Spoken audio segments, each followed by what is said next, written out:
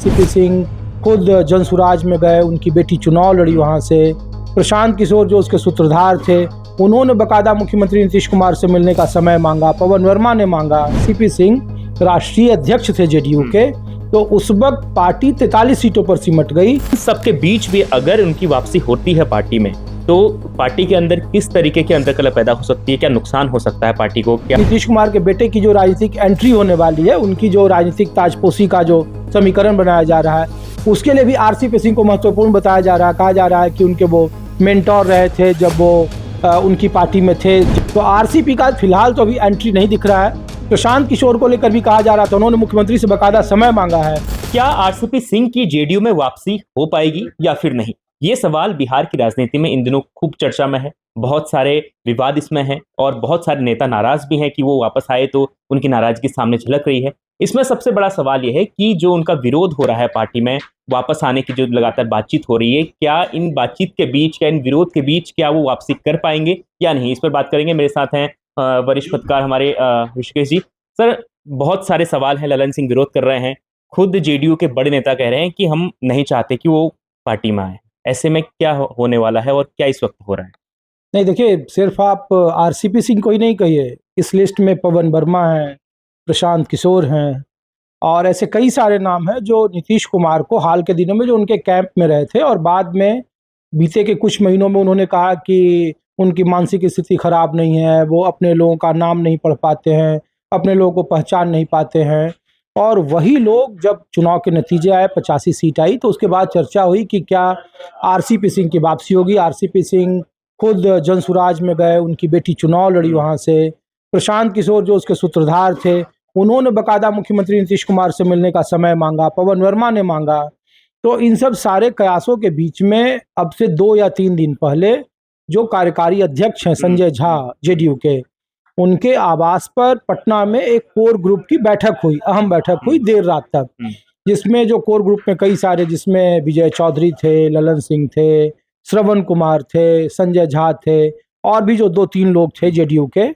और उसमें इस बात को लेकर चर्चा हुई कि आरसीपी सिंह की एंट्री को लेकर या फिर प्रशांत किशोर को लेकर या पवन वर्मा को लेकर, कि इनको लेकर पार्टी की लाइन क्या हो। क्योंकि जनता दल यूनाइटेड में जो 2 धड़ा है, एक धड़ा जो कहा जाता है कि सवर्णों का खेमा है और उसके दूसरे पीछे एक अति पिछड़ा लॉबी जो काम कर रही है, और अति पिछड़ा लॉबी के जरिए था कि आरसीपी सिंह की वापसी की राह बनाई जा रही थी, जो दूसरा टीम कहा जा रहा था, जिसमें पार्टी के कई सारे महासचिव थे। तो उस बैठक में तय हुआ कि जो नीतीश कुमार को कोस रहे थे, अगर जेडीयू ने अच्छा प्रदर्शन किया, और उनकी वजह से 2020 का प्रदर्शन खराब हुआ जब आरसीपी सिंह राष्ट्रीय अध्यक्ष थे जेडीयू के, तो उस वक्त पार्टी 43 सीटों पर सिमट गई और उसमें कहा गया कि बीजेपी के साथ उनकी मिलीभगत थी, बीजेपी ने जानबूझकर चिराग पासवान को आगे किया। तो अब उसके बाद हुआ कि नहीं, उनके पार्टी में आने का न केवल विरोध होगा, उनकी एंट्री बंद होगी, बल्कि उनका सार्वजनिक मंचों से उनका मुखालफत करे नेता। इसीलिए श्रवण कुमार जो मंत्री हैं, नालंदा से हैं और आरसीपी सिंह का गृह जिला भी नालंदा है, उन्होंने बकायदा बयान दिया और उन्होंने कहा कि उनकी ज़रूरत क्या है पार्टी में। जो कुछ महीने पहले तक कहते थे कि नीतीश कुमार की मानसिक स्थिति खराब हो गई है, वो नीतीश कुमार की मानसिक स्थिति कैसे अच्छी हो गई है। जो कहते थे कि पार्टी 25 से ऊपर जाएगी तो वो राजनीति छोड़ देंगे, वो कैसे अब तो 85 सीट जीत गए हैं, तो फिर उनके आने का मसला क्या है। दरअसल उसी बैठक में तय हुआ था कि लोग इसका विरोध करेंगे, जिसमें श्रवण कुमार को ये जिम्मेवारी दी गई। स्वजातीय नेता है, नालंदा से आते हैं, नीतीश कुमार के भरोसेमंद हैं, नीतीश कुमार अभी समृद्धि यात्रा पर निकले हुए हैं। तो एक मैसेज था, और चूंकि इससे सबसे दिलचस्प बात है कि 2 महीने के बाद वहाँ राज्यसभा और विधान परिषद के चुनाव होने हैं। 5 सीट राज्यसभा की खाली होने वाली है बिहार कोटे से, जिसमें 2 बीजेपी को, 3 बीजेपी कोटे जेडीयू कोटे से हैं और 2 बीजेपी कोटे से हैं। एक जो आरएलएपी के जो उपेंद्र कुशवाहा हैं उनकी है।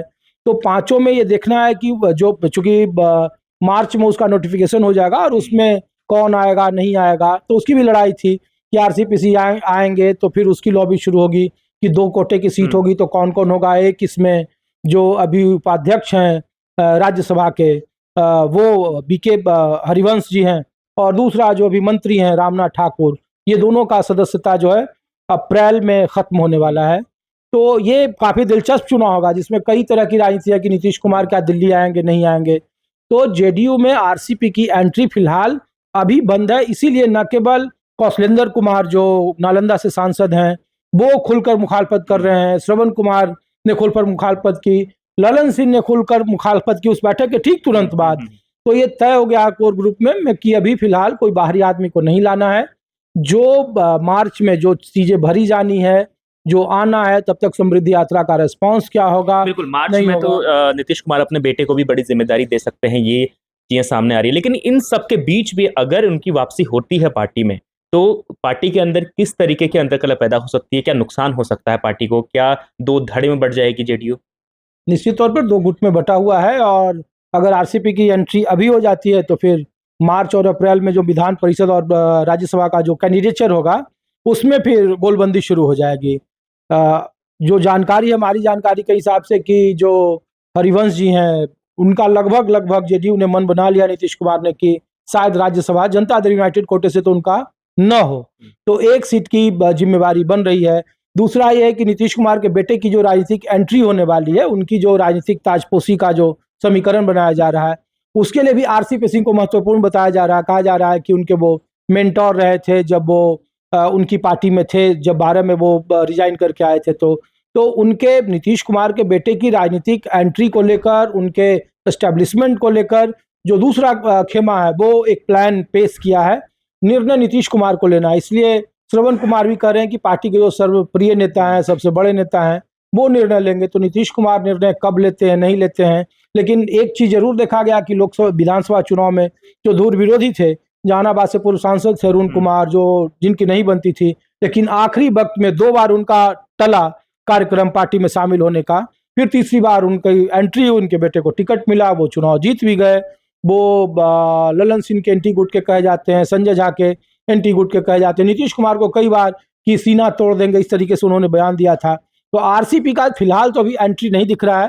प्रशांत किशोर को लेकर भी कहा जा रहा था, उन्होंने मुख्यमंत्री से बकायदा समय मांगा है, वो और पवन वर्मा ने मिलने के लिए। उनके भी अपॉइंटमेंट पर कोई चर्चा नहीं है। तो फिलहाल जो कोर ग्रुप में बैठक में तय हुआ है कि फिलहाल आरसीपी पर कोई बात नहीं होगी उनकी एंट्री को लेकर। लेकिन ये मामला खत्म नहीं हुआ है, फौरी तौर पर खत्म हुआ है।